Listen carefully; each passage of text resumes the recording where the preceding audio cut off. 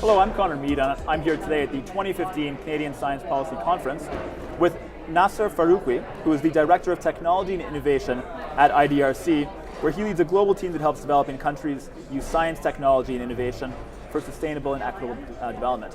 So Naser, thank you so much for joining us. It's a pleasure to have you. It's my pleasure to be here. Excellent, thank you. So to get us started off, I wonder if you could tell us a bit about your work and your career. Well, I'm a water engineer, and I spent about 8 years working in the private sector, designing water treatment plants and wastewater treatment plants and so forth, but I always had this vision to help people in developing countries. So I joined IDRC about 20 years ago, and my initial work related to reusing water more effectively, using it in agriculture so that people could grow food themselves, sell it to their neighbors and so forth.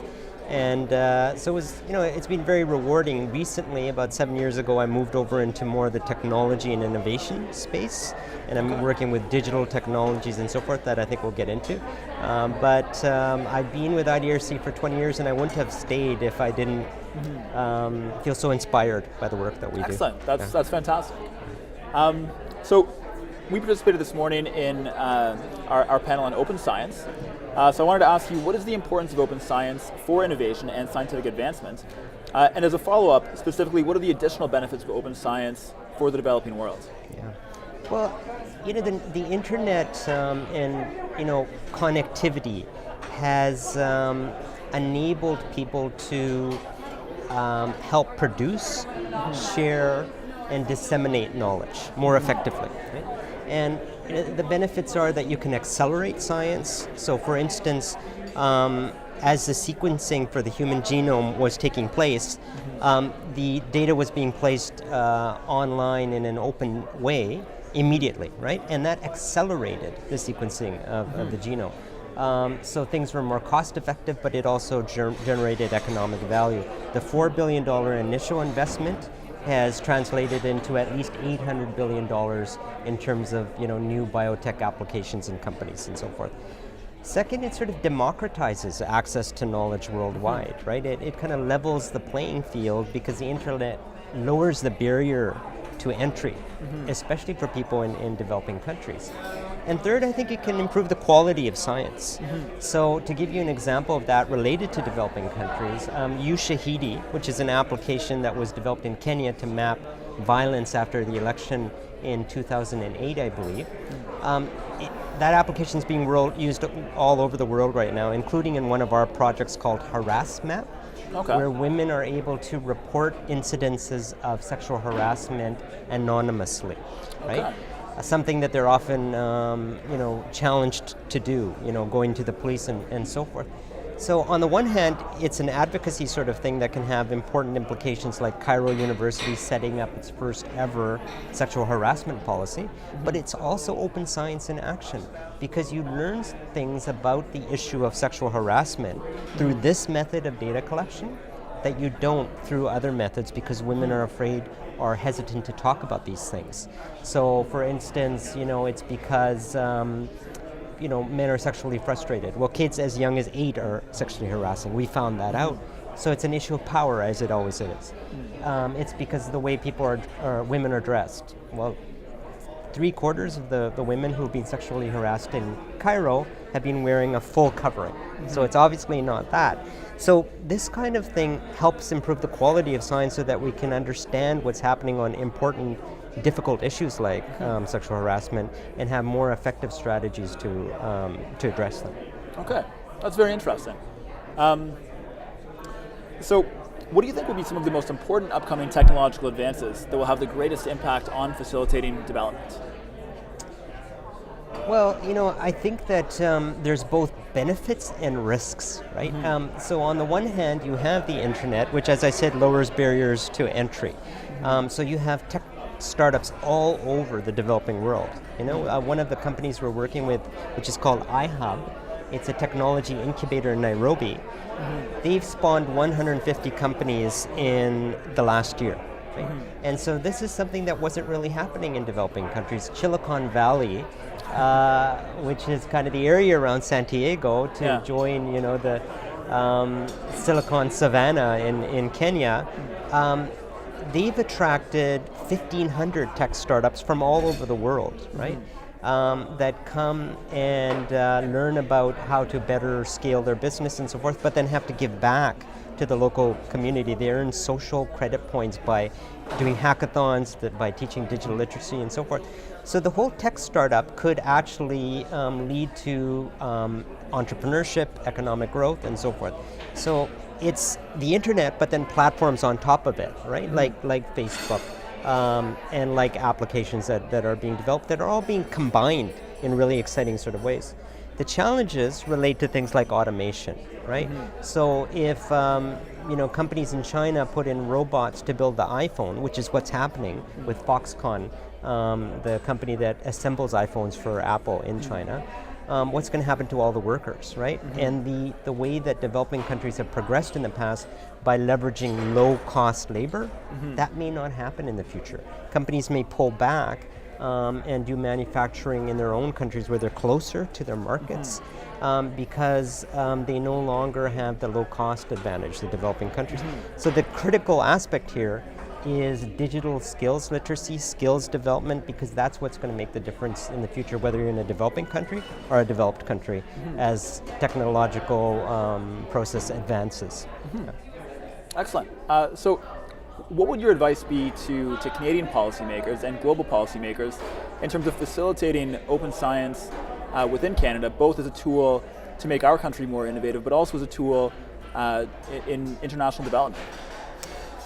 Well, I think what's critical is, first of all, access to the internet, because it is the platform that people use to connect and use all of these digital tools. And we know that 70% of Africans are still not connected to the internet, right? So that's one of the things that IDRC, my program, is a part of contributing to, right? There's lots of people who are working on this in this area. The second is making sure that not only are people connected to the internet, but that they have the skills to enable being connected, right? So that's a digital skills literacy, as simple as how to use a browser, how to get out of Facebook, which is the platform that most people access in developing countries initially, right? But then they're kind of stuck there to a certain extent. And social media is great, and it has lots and lots of benefits, but really if you want to avail yourself of the educational opportunities, you got to go beyond Facebook, and you have to know how to navigate the internet. So that digital skills training is extremely important. And I don't really sort of divide it between developing countries and developed countries like Canada. I think the same issues apply. Skills training is also very important, and should be done in developed and developing countries alike. Absolutely. So what do you think are some of the most effective strategies that we can use to develop those digital skills in developing countries? And in Canada and the developed world as well? Well, that's a great question. I mean, on the one hand, you have companies like Apple and Google talking about sending up air balloons by having an airplane flying literally at 20 kilometers an hour, beaming down internet access to everybody. Maybe that's part of the solution. It sounds kind of supply side to me and sounds really expensive. What we're finding is sometimes it's things as simple as getting your pricing policy correct and seeing things from, you're an economist, so seeing things from the viewpoint of an economics of abundance rather than an economics of scarcity. Absolutely. So you bring down prices low enough that everybody wants to connect, and then you make your money that way, right? So we've supported researchers in Bangladesh and in Namibia, where they were going to, the mobile operators were going to apply a regressive tax on mobiles. Regressive in the sense that poor people spend more of their income on mobiles, a higher proportion, right? So we convinced them not to do that, our research partners, and that turned out having a decrease in mobile prices of up to 24% in Namibia. And once they did that, then the poor people connected on their own, right? So sometimes it's as simple as kind of telecommunications policy, which may seem simple, but there's different aspects to it, right, that you have to look at. So that's one approach. Then the second part is, of course, reaching hard to reach areas. And this is one of those things that's a kind of a combination of a private good and a public good. So when you can partner with private companies and say, okay, you have the license to broadcast in the country, but we need you to connect the poor. We need you to set up a universal service fund so that you use part of your profits to then, build in mountainous and remote areas, put in space stations and so forth. We're finding that works, actually. Interesting. And people and companies like Telenor and Ooredoo that we're working with in Myanmar right now, which in 2013 was the least connected country in the world. Now, 6 months after liberalization, 60% of the households have a mobile phone. So it's happening. And so I think my point is get the market conditions correct, and that requires government regulation. That government regulation needs to be informed by research in terms of what's most effective. So that's what we do. So as my final question, I know we're going on, but as my final question, do you think that because in Canada we have a lot of experience at providing internet access to remote communities because of the nature of our geography, do you think that might be a core competency of Canada's in our international development efforts? Yeah, I certainly think that there's particular industries, telecommunications, engineering, and so forth, where Canada's always had a competitive advantage and can be part of the answer to mentoring, organizations, people in developing countries. I also think, though, that part of it isn't technical. Part of it is issues like privacy, right? Finding the right balance between rights like to privacy, rights like freedom of expression, and security, right? Data security and security related to, terrorism and that sort of thing. And so our privacy commissioner actually, about a year ago, the privacy commissioner at the time went to India on one of our projects, because what we were doing is we were trying to help build the capacity of those countries to grapple with these kind of cyber policy issues, governance issues, right? And we have a pretty sophisticated view and understanding of some of these things. Very smart people like our privacy commissioner, who then were able to mentor their colleagues in the South. So part of it is kind of technical and part of it is policy. Excellent. Yeah. All right, well, thank you so much for a fascinating interview. Just one quick question before we go. For everyone who's viewing this and would like to learn more about IDRC, about your work, and about the topics we discussed today, where should they go online to dig deeper into that?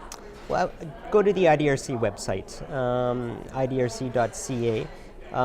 If that's wrong, just Google it. You know how to do it. Google my name, and these sorts of things will come up. One sort of shout out: we've just developed a new open access to research outputs policy, and in fact, I posted a blog about it today on the CSPC website.